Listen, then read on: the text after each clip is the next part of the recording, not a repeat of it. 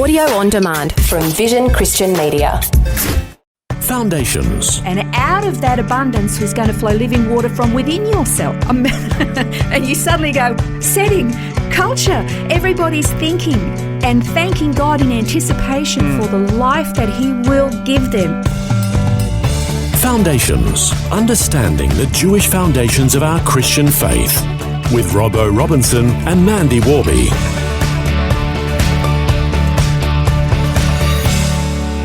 Welcome back to Foundations, where yesterday Mandy left us in suspense. Hanging. Yes, talking about Jesus, the living water, and you were about to reveal, the climax of the episode there where the high priest walks down, collects the water, he's gone back up, and then what happened? We've been waiting 24 hours to know. Okay.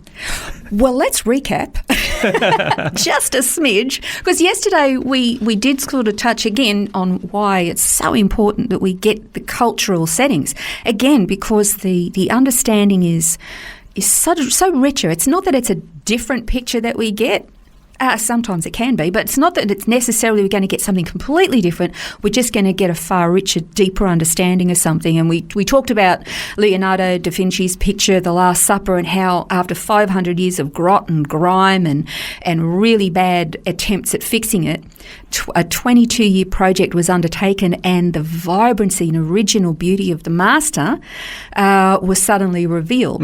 That is what understanding the Jewish foundations of the Christian faith is like. And we also learned just a little bit of history about Israel, and in particular, we started looking at the ceremonies surrounding the offering of water during a celebration of the Feast of Tabernacles. The Hebrew word for that feast is called Sukkot. And it's really important to understand why Jesus said what he said. Okay, so we learned that King Hezekiah, in the year 701 BC, he built this tunnel. Actually, I've got to tell you, this tunnel is an engineering feat of genius, and to this day nobody knows how they did it. You had two groups of builders, or let's say diggers, because that's what they did, and they were literally digging through solid rock. Wow. One was starting at the bottom of the mountain, and one was starting towards the top of the mountain. We're talking about getting towards the top of Mount Moriah. Okay, a bit further up you have the Temple Mount. You come down, because this was the city of David, and it was down the slopes of Mount Moriah, and Hezekiah extended the city walls so that the Gihon spring was inside, but they had to have a collection point, which was the pool of Siloam, but they had to keep the water flowing within the city. So you had these two groups of diggers, started at the top and the bottom, and they literally, with hammer and chisel, they're digging through solid rock.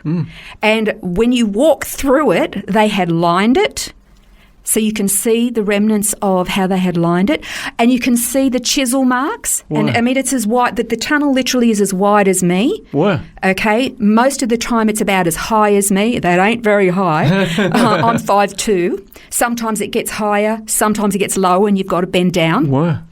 And so quite narrow. And then all of a sudden it comes to a corner, and you think, oh, they went to go that way, then they suddenly righted and they went the other way. And that happens all the way through. You think, how did they know? Yeah. They didn't drop any shafts or anything. There was no seismic cleft in the rocks. They obviously had no, ground penetrating sonar or anything like. Nobody knows how they did it. But at one point they met chisel to chisel. That's amazing.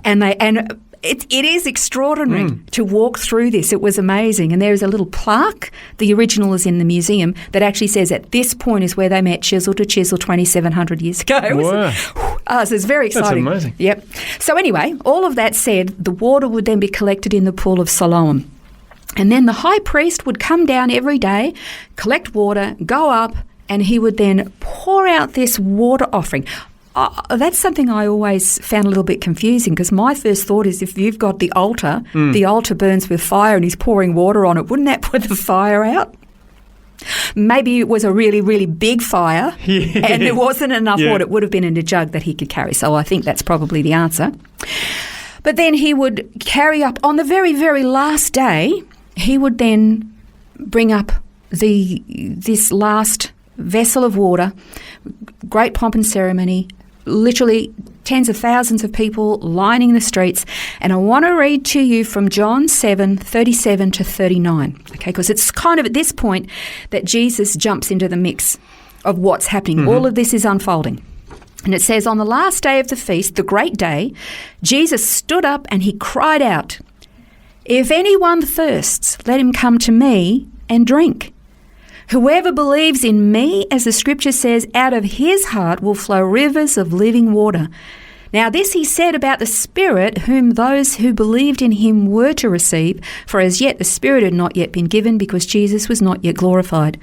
The last day of the Feast of Tabernacles, or Sukkot, was called Hoshana Rabbah. That was the name of the last day. It was the culmination, the climax, the grand finale.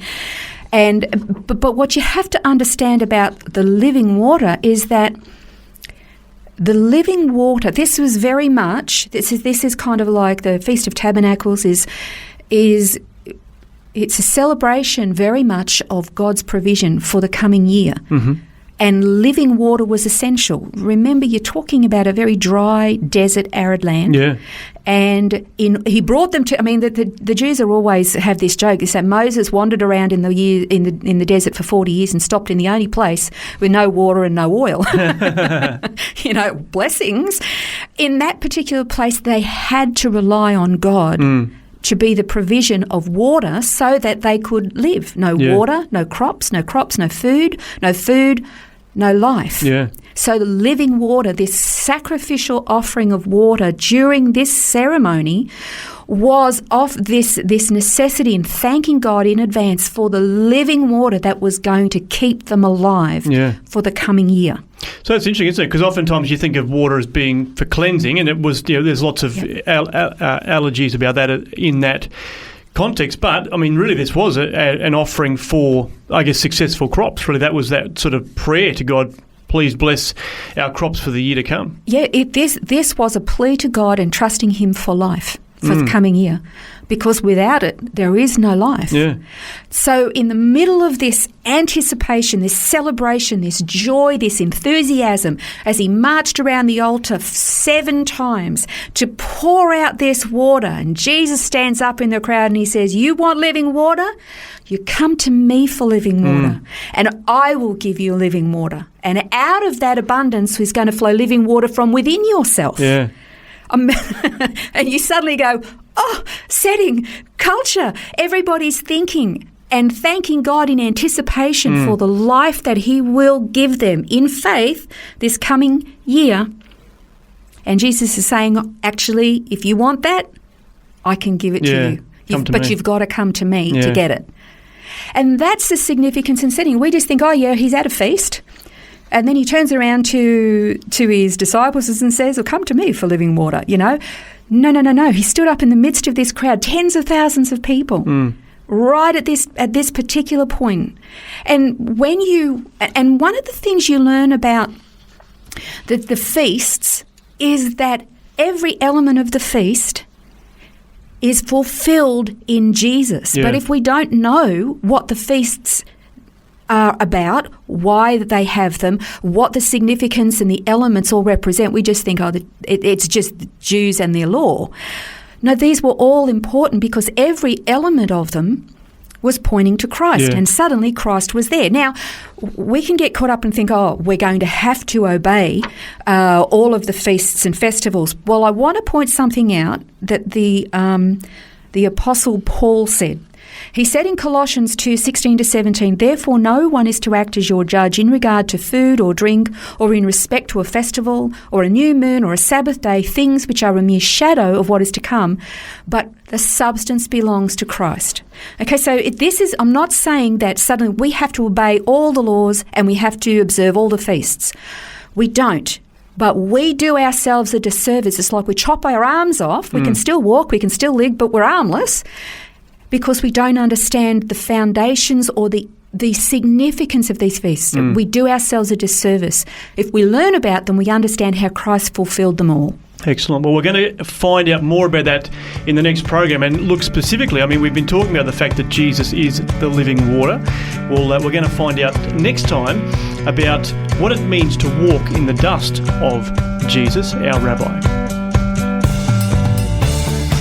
This has been Foundations, a look at the Jewish foundations of our Christian faith. For study notes, resources and more, see vision.org.au/foundations. Thanks for taking time to listen to this audio on demand from Vision Christian Media. To find out more about us, go to vision.org.au.